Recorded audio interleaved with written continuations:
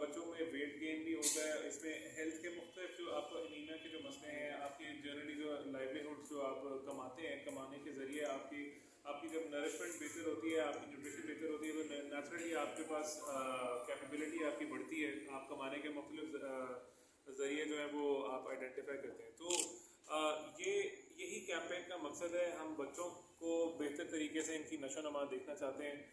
KP में 22 अजला हैं जो हमारे पूरे पाकिस्तान में इस वक्त सबसे ज़्यादा अजला यहाँ पे हैं जो अफेक्टेड हैं। तो आप लोगों की सपोर्ट से ये मैसेज हमारा जाएगा, डिस्ट्रिक्ट्स तक जाएगा। डिस्ट्रिक्ट्स तक हम लोग अगर इस मैसेज को पुश कर सकें तो हमारी कवरेज ज़्यादा होगी और इवेंचुअली पाकिस्तान का इसमें फ़ायदा है और हमारे अपने बच्चों का इसमें फ़ायदा है। तो thank you so much. Sorry, one last point two add, हम क्यों चाहते हैं कि बच्चों की ना डिवर्मिंग हो और ये इनकी नशोनुमा बेहतर हो। ये देखें जीडीपी पे असर पड़ता है पूरे मुल्क। जितने अफराद अवेलेबल हैं, जिनको हम अफरादी कोर्स कहते हैं, उसमें फिर जो टेक्निकल अफराद अवेलेबल हैं काम करने के लिए, सो अगर वो स्कूल में बच्चों को पढ़ा रहे हैं तो वो स्कूलों की मेहनत ज़ाया जाएगी अगर बच्चे की जो है तो जहनी नशोनुमा ठीक नहीं हो रही। आगे वो स्कूल कॉलेज से निकलकर जब प्रैक्टिकल लाइफ में आएगा तो भी उसकी जो है तो सिचुएशन वैसी नहीं होगी कि उस तरह से माशरे को हेल्प कर सके एक प्रोडक्टिव पार्ट ऑफ सोसाइटी बन के।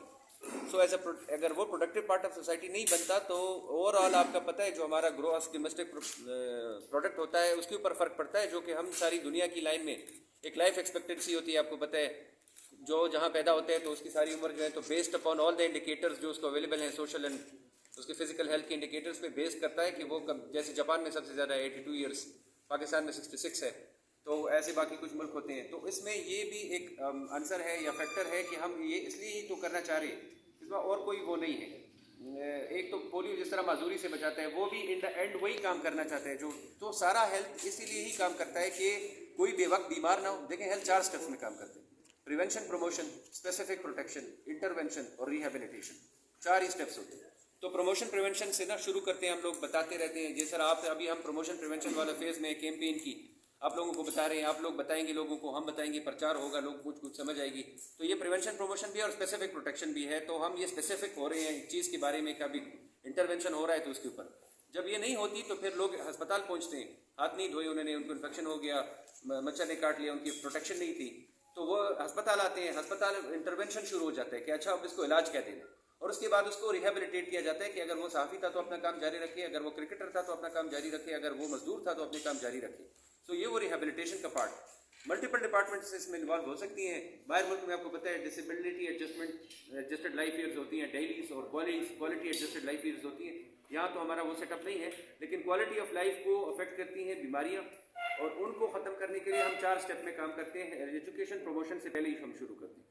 सो हम इंटरवेंशन पे आ गए क्योंकि सर्वे ने बताया है हमें कि हम पहले ही एजुकेशन प्रमोशन वाला फेज़ हमारा फ्लॉप हो गया था, इसलिए हमारे जो बच्चे हैं वो तकरीबन 1 करोड़ से ज़ायद बच्चे पाकिस्तान में इस वक्त एट रिस्क हैं या अफेक्टेड हैं।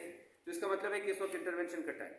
सो इंटरवेंशन के लिए हमने जो है तो एक कैंपेन्स डिज़ाइन किए हैं कि हम ये दवाई लेकर इन लोगों को इस तरह से जो है तो इंटरवीन करेंगे ताकि उनकी जो वर्म इन्फेस्टेशन है उसमें कमी आए। तो जो हमारा प्रोडक्ट हम समझ रहे हैं या सोच रहे हैं, जो हमारा पॉपुलेशन पिरामिड है, जो इस वक्त 65% लोग जो है तो 18 से 35 साल की उम्र के बीच में है।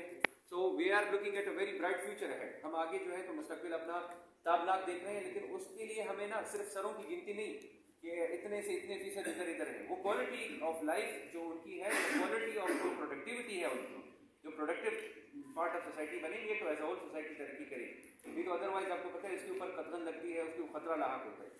सो ये सारी चीज़ें जो है तो आपका इसका बैकग्राउंड इस प्रोग्राम का भी दे दिया, और आपको हेल्थ डिपार्टमेंट का भी, या जो हेल्थ मिनिस्ट्री होती है या जो हेल्थ के लोग होते हैं जो काम करते हैं, जिस तरह बाकी लोग काम करते हैं।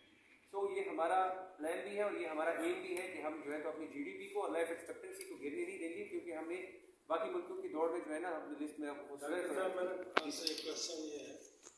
हम ideal situation, you want an ideal situation, और हमारे मुल्क में आपको पता है किसी चीज़ की आइडियल सिचुएशन नहीं है एट द मोमेंट। हम भी चाहेंगे कि हर स्कूल में बैनर लगे, हर गली मोहल्ले चलाए, लेकिन उसके पैसे किधर से आएंगे। आपको मैंने पहले ही बताया कि ये डोनर ड्रिवन एजेंडा है, इसमें हुकूमत अपना 1 रुपया भी नहीं डालती। इस वक्त हमारे पास वो पैसे नहीं है जो हम कर सकें, इसलिए हमने जो है तो WHO से रिक्वेस्ट करी, जॉनसन, आपको पता है 2024 तक ये दवाई फ्री मिलती, 2024 के बाद जो है तो दवाई फ्री नहीं मिलेगी। तो इस वक्त हम दवाई अफोर्ड कर सकते हैं, जिस तरह हमने कोविड वैक्सीन बनाई नहीं तो मंगवाए। सो वो हम नहीं कर सकते, ये हमारा ख्वाब है और ये हम अचीव करेंगे इंशाल्लाह कि सबको खबर हो और वक्त पे खबर हो। दूसरी बात ये है कि लोगों को ये 3रा राउंड है MDA का, और बचपन से ही लोगों वालिदैन आगाह होते हैं कि पेट के ये जो आंतें हैं उनमें कीड़े होते हैं, और उनको ले जाया जाए। So taking advantage of that part कि थोड़ा बहुत जो है तो लोगों को पता है। अच्छा, तीसरी बात जो आपने बताई कि कॉन्सेंट की, तो सर देखें, सबसे पहला कॉन्सेंट मेरे ख्याल में ना पेट्रोल महंगा करने से पहले होना चाहिए कि लोगों को कॉन्सेंट है कि सो इस कैटेगरी में डालें तो कुछ चीज़ें जो है तो हुकूमत फैसला करके करती है।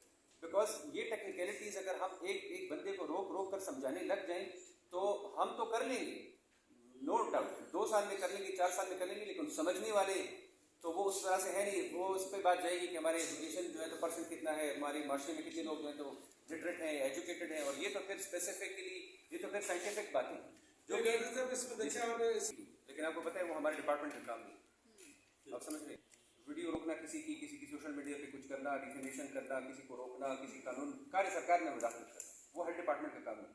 वो आपको वो बाकी डिपार्टमेंट्स का काम, इसलिए डिप्टी कमिश्नर साहिबान को ना हेड होते हैं इंचार्ज इस प्रोग्राम की, क्योंकि इसके कुछ पार्ट्स हैं जो हमने करने हैं और कुछ पार्ट्स हैं जो कि उन्होंने करने हैं। तो इसमें कोई खलल न डाले ऑन गोइंग टाइम, और फिर कोई साइबर क्राइम करे कि वो उठे और किसी गवर्नमेंट अप्रूव कैंपेन के खिलाफ कोई वीडियो अपलोड करे और उसमें एविडेंस भी ना प्रोवाइड करे, सर वो हमारी ना जुरिस्डिक्शन से थोड़ा सा बाहर निकल जाए। बाकी बातें आपकी बिल्कुल परफेक्ट हैं, उससे पहले शुरू हो जाना चाहिए। सारे पेरेंट्स को जो है तो आगाही मिलनी चाहिए, सबके जो है तो गली मोहल्ले में चौराहे में सारी लगा देने। इसकी भी गारंटी है नहीं कि हम बैनर लगा देंगे तो लोगों को देखें। पोलियो प्रोग्राम 1975 से चला रहे हैं, रिफ्यूजल आज भी। सो कुछ चीज़ें ऐसी हैं जो कि अंदर ही अंदर अभी वो है सो है, वो अंग्रेज कहते हैं it is but it is, जो है सो है। लेकिन उसमें हम बेहतरी लाने के लिए आपके जो पॉइंट्स हैं वो मेरे नोट भी किए हैं, ये हमारे बिल्कुल आप समझदार बने ना, आपको पता कि पहले से होना चाहिए था, लोगों को पता। लेकिन एक तरफ ये कॉन्फिडेंट है कि हमारा बजट आपको पता है वो डोनर ड्रिवन है, दूसरी तरफ आपको पता है एक द सेम टाइम हमारे पोलियो की भी कैंपेन चल रहे होते हैं, कोविड-19 की भी कैंपेन चल रहे होते हैं। तो हम जब ज़्यादा सामने बार बार आते हैं तो इस वक्त भी हमें ना, मुझे लग रहा है कि कोई ना कोई और कैंपेन चल रही होगी और वो इसके साथ ना कोई इसकी ममालसलत कहीं ना पड़ती होगी, वो भी बच्चों में हो। सो बहुत सारी चीज़ें जो गवर्नेंस से आप ताल्लुक़ रखती हैं कि सारी सब चीज़ें स्ट्रीमलाइन क्यों नहीं है, हमें ये क्यों नहीं पता कि किस डिपार्टमेंट का क्या कैंपेन किस एज ग्रुप के लिए कहाँ पे कैसे चल रहा है।